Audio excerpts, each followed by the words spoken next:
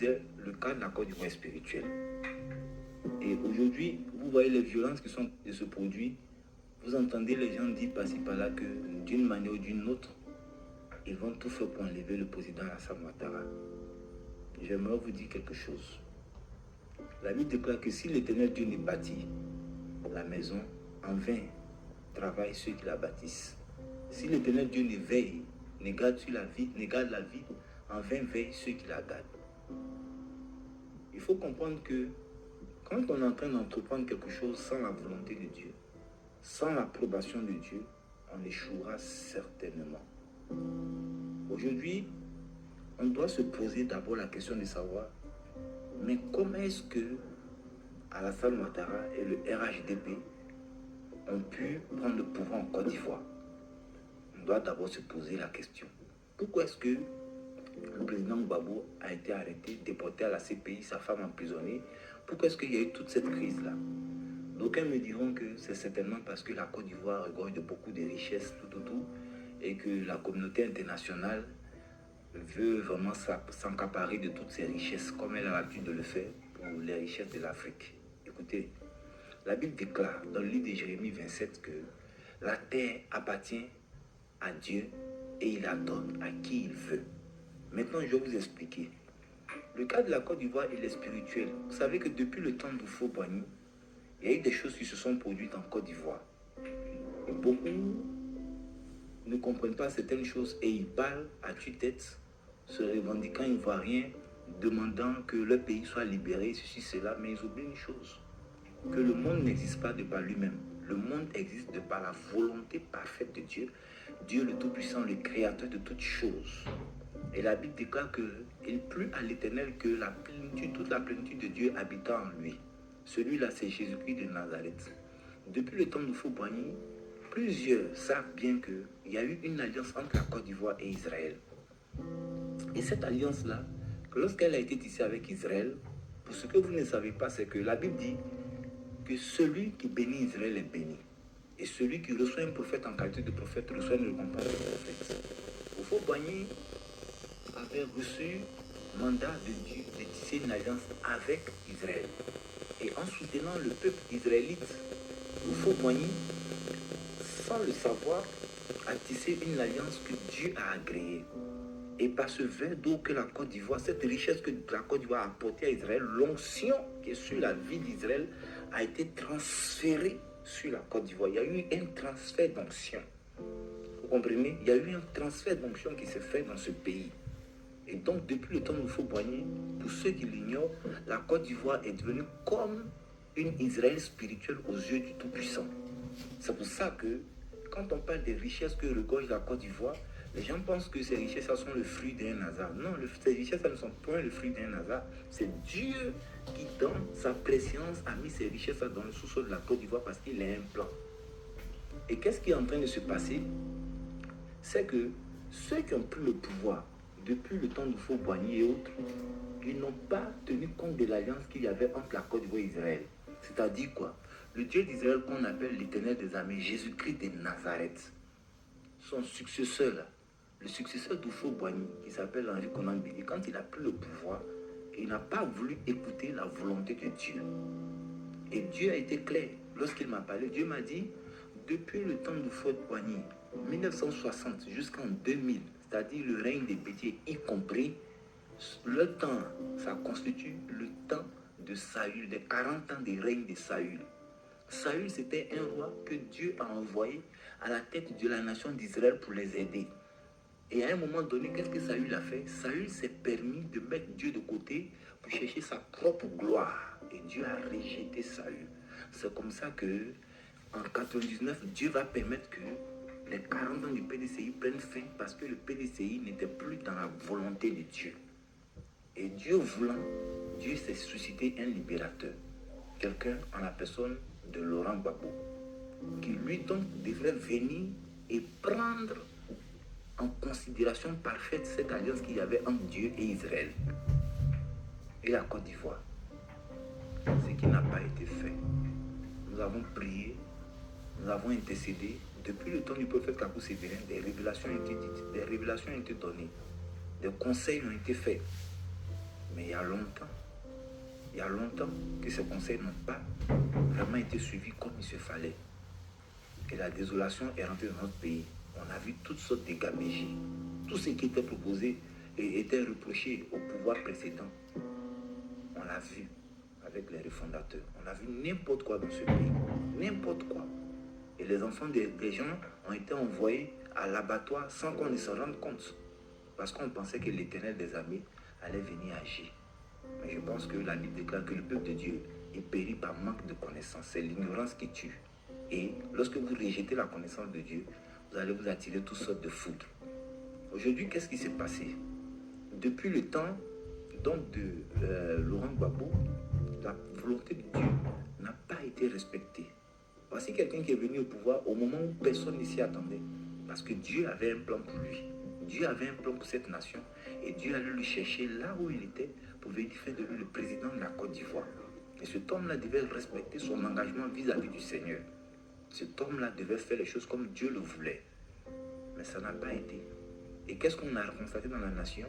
On a vu que des pasteurs, des prophètes, tout, étaient en train de l'ascenser sans réellement chercher à l'emmener à considérer sa position, sa relation avec Dieu d'abord. On a vu toutes sortes de débauches, n'importe quoi. Et quand on parlait, on nous disait, écoutez, c'est vous qui êtes les pasteurs, c'est vous qui êtes les hommes de Dieu. Lui, c'est pas un homme de Dieu, non, qui n'est pas obligé. Mais je vais vous dire, la Bible déclare dans le livre d'Apocalypse 2, verset 13 que il y a des trônes qui appartiennent soit à Dieu, soit à Satan. Vous comprenez? Le trône de la Côte d'Ivoire, de par cette alliance avec Israël là, appartient à Dieu. Et sur le trône de Dieu, il y a une manière de se comporter. Quand vous êtes assis sur un trône qui appartient spécifiquement à Dieu, que Dieu s'est réservé, comme il s'est réservé Israël qui est son peuple, vous avez une attitude à adopter qui est différente de celle des autres. C'est une attitude de sainteté, une attitude de sanctification, une attitude de crainte de l'Éternel, une attitude qui fuit tout ce qui est des ordres franc-maçonniques, rosicruciens, la sorcellerie, la débauche sexuelle et autres. Vous comprenez? Et ces choses-là n'ont pas été vues pendant son règne, alors que l'Esprit de Dieu avait tissé une alliance avec lui. Et c'est au nom de cette alliance que pendant la crise de 2010 à 2011, on a entendu partout le nom de l'Éternel des armées qui devrait venir intervenir. Mais l'Éternel s'était déjà retiré. Pourquoi? Parce que l'alliance de départ n'a pas été respectée. L'alliance qui a été tissée avec Dieu n'a pas été respectée au moment de son ascension. Et c'est pour cela que l'Esprit de Dieu, dans sa colère, a livré la Côte d'Ivoire. Il a livré la Côte d'Ivoire, il a livré ce monsieur. Et donc l'autre, Alassane Ouattara, a pris le pouvoir pour exercer le jugement de Dieu. Et cet homme-là, je vous dis la vérité, il est spirituellement aujourd'hui aux yeux du Seigneur comme un Nebuchadnezzar qui vient pour exécuter le jugement de Dieu comme au temps du prophète Jérémie dans la Bible. C'est ce qui se passe. Il est important que la lanterne du peuple ivoirien soit nettement éclairée, afin que les gens ne se trompent pas du temps dans lequel ils sont. S'ils se trompent du temps dans lequel ils sont, ils vont se faire du mal. Et il y aura trop de sang versé inutilement. J'entends le peuple ivoirien, je suis aussi fils de cette nation, j'aime mon pays, je prie pour cette nation, et je sais que je prie sincèrement pour mon pays, mais je sais une chose, l'amour de ma nation ne prendra jamais le dessus sur l'amour que j'ai pour Jésus-Christ de Nazareth. Et dans toute cette affaire, il y a une chose que les gens oublient. Le premier à être frustré, le premier à être rejeté, c'est Jésus-Christ de Nazareth. C'est Dieu lui-même à être rejeté. C'est lui-même qui est rejeté d'abord dans cette affaire. Les refondateurs ont rejeté Dieu. Ils ont abandonné la main de Dieu. Ils se sont tournés vers d'autres choses qui n'honoraient pas Dieu. Et ils ont agi de telle sorte que le nom de l'Éternel a été blasphémé, non seulement dans la nation, mais au plan mondial. On a vu le nom de l'Éternel être blasphémé partout. Alléluia. Il faudrait que vous compreniez certaines choses. Aujourd'hui, Nebuchadnezzar a été envoyé afin d'exercer le châtiment de Dieu contre Israël. Et le châtiment que Dieu a l'intention d'exercer, avait l'intention d'exercer au temps de Nebuchadnezzar, c'était un châtiment qui était pour une période bien donnée. La Bible déclare que Israël devait souffrir pendant 70 ans. À nous, 70 ans ont aussi été donnés. Mais ce ne sont pas 70 ans, année pour année, comme ça a été au temps de Nebuchadnezzar. La Bible déclare dans le livre de Jérémie 27 que quiconque ne se soumettrait point à Nebuchadnezzar lui-même, son fils et au fils de son fils, c'est-à-dire aux 3 mandats venant de Nebuchadnezzar, celui-là serait châtié par Dieu lui-même. Comprenez? Je suis là en train de parler prophétiquement. Ce 3e mandat-là vient de la volonté de Dieu. Maintenant, va-t-il aller jusqu'à son thème? L'Esprit de Dieu ne me permet pas de vous le dire maintenant. Mais ce que je peux vous dire, ce 3e mandat-là, il va commencer de la part du Saint-Esprit et il va s'achever lorsque Dieu aura prévu qu'il s'achève. Donc il y a un 3e mandat que Dieu a déjà réservé à Alassane Ouattara et au RHDP. Personne ne pourra aller contre cette volonté. Pourquoi personne ne pourra aller contre cette volonté? Parce que Dieu ne se dédie pas quand il parle. Quand Dieu vous donne un temps pour travailler, vous devez vous exercer à bien faire la volonté de Dieu dans le temps que Dieu vous donne. Il y a un temps pour chaque chose. Il y a un temps pour interpeller, il y a un temps pour établir, il y a un temps pour la chicotte. Le temps que l'Esprit de Dieu s'était donné pour interpeller a duré plus de 10 ans dans cette nation. Mais personne n'a entendu la volonté de Dieu. Personne n'a cherché à se remettre en cause. Les gens n'ont pas eu dans leur cœur l'amour de la vérité. Les gens n'ont pas eu dans leur cœur l'amour de la sainteté. Vous voyez la Bible dit quoi? Jésus qui parle, il dit, quand l'Esprit sera venu, l'Esprit Saint, le Consolateur sera venu, l'Esprit Saint, l'Esprit de vérité, lui, il vous conduira dans toute la vérité. Aujourd'hui, la nation est en train de crier à la consolation. Les gens sont en train de crier à la justice. On parle d'une justice partout, oui. On souffle, le peuple souffle, les biens du pays sont dilapidés, oui, c'est bien beau. Mais regardez quelque chose. La Bible associe le nom du consolateur, sinon la Bible associe la consolation à l'esprit de vérité. La Bible dit au livre de Jean 17, verset 17, sanctifie-les par ta vérité. Ta parole est la vérité. Si la parole de Dieu est rejetée, comment est-ce que la consolation peut venir? Si la parole de Dieu est mise à l'écart, comment est-ce que la consolation peut venir? Tout le monde aujourd'hui parle de songe. J'ai fait un songe. J'ai vu que Alassane Ouattara est parti. On a fait songe. Dieu nous a montré que la Côte d'Ivoire est libérée. De quelle libération parlez-vous? Je vous dis, Jésus, quand il s'adresse à la foule, il parle à la foule en parabole. La parole qui sort de la bouche de Jésus, c'est cette parole-là qu'on appelle la parole de Dieu. Donc la foule là, peut recevoir un message de Dieu. Mais le problème, c'est que pour la foule, c'est une parabole.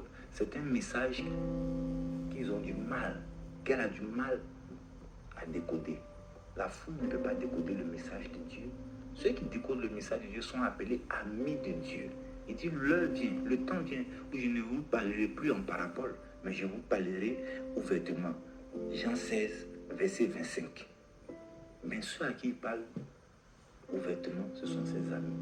Ceux à qui il parle ouvertement, c'est ceux-là qui ont dans leur esprit vraiment la volonté de s'attacher corps et âme au commandement de Dieu.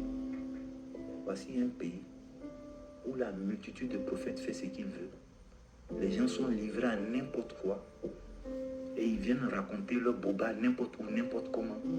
Ils ont passé tout le temps à mentir à Laurent Gbagbo et sa femme et ça n'a pas suffi. Et aujourd'hui, ils sont en train de refaire surface, en train de donner des prophéties mensongères de part et d'autre, comme si Dieu leur a parlé. D'autres sont des politiciens avérés même qui font des lectures de l'environnement politique pour essayer de donner des prophéties. Ils sont des loups déguisés en agneaux.